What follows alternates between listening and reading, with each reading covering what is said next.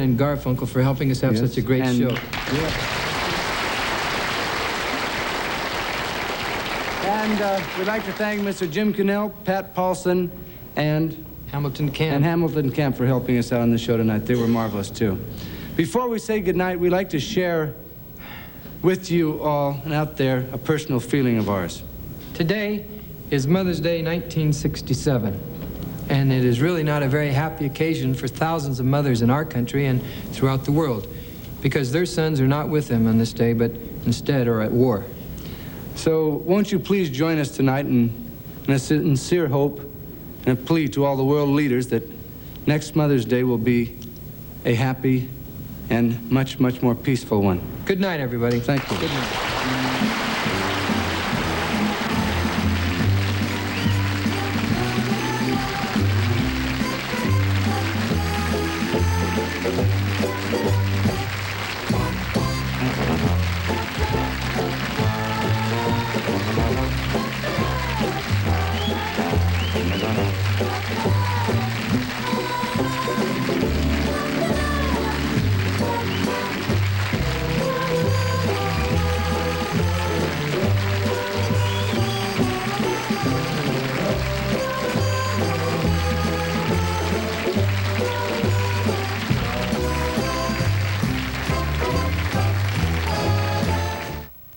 Having Janet Leigh on the show on Mother's Day was, or on any day, was really fun.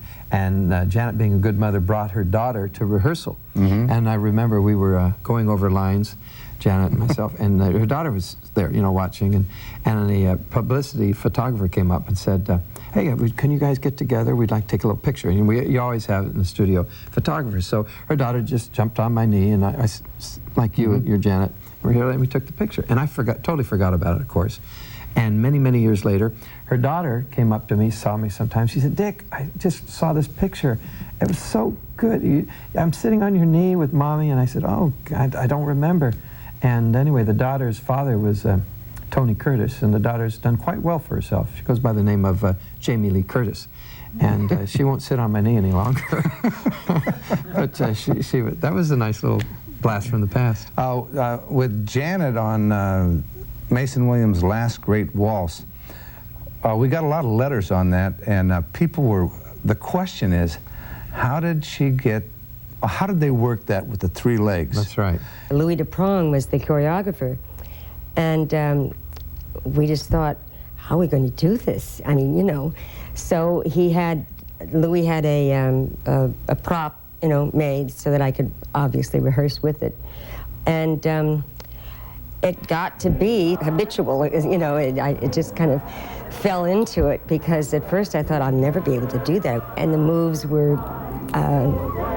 it was so sweet. I just think it was such a poignant, and Tommy is always so vulnerable, you know, and so wonderfully vulnerable. And this with the girl with the three legs, it just, I don't know, it was really very special. That song came from Mason's album, and we also took a lot of songs from the albums we liked and tried to visualize them and put them and present them as television pieces. And that's sort of what we did with our act before we got into the television business. We take the straight songs and then expand them and make something hopefully interesting out of them. Another piece that's worth talking about. What? Is Billy the Kid's birthday party. Oh, I forgot that. That's a thoughtful piece of material, and it made a statement of what was happening in television at that time. One thing that's really unique about it, and we utilized Ray Charles doing the same thing, was having a fantastically successful singer or singing group do setups to the comedy skits. Here's a tale of a killer of the West. His name was Billy the Kid. Mason Williams was that was basically his concept, as I recall. And I think it made a good social statement. It actually did. You can't make love on television, but you can do a lot of killing. Billy the Kid I liked. It was really a sort of a paraphrasing of a, oh Lord, what's his name? Lenny Bruce piece. Lenny Bruce had written a piece about censorship, and it was the one where he's where somebody creeps into a room and there's a woman in bed, and the woman the intruder puts he picks up a pillow and walks menacingly toward the bed, and instead of smothering her like everyone assumes, he puts the pillow under her hips and starts making love to her, and the audience goes, "Oh my God, we got to get out of here." So it's okay to kill her, but not okay to make love. You're a smart-alecky kid. You can't do that on television, make love. That's disgusting. Yeah, but you were going to kill me. Hey, that's all right. That's acceptable. Yes, you can kill on TV, but you can't make love. That don't seem right. That seems weird.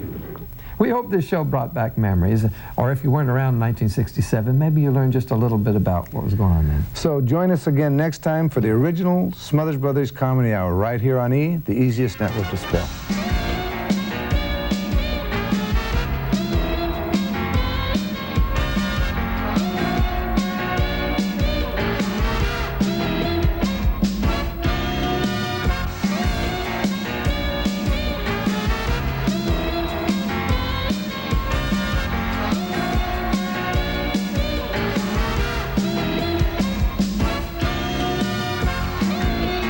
Coming up tomorrow at 8 on the Smothers Brothers, it's Betty Davis, Bob Crane, and music by the Buffalo Springfield. Now, who can claim those guests today?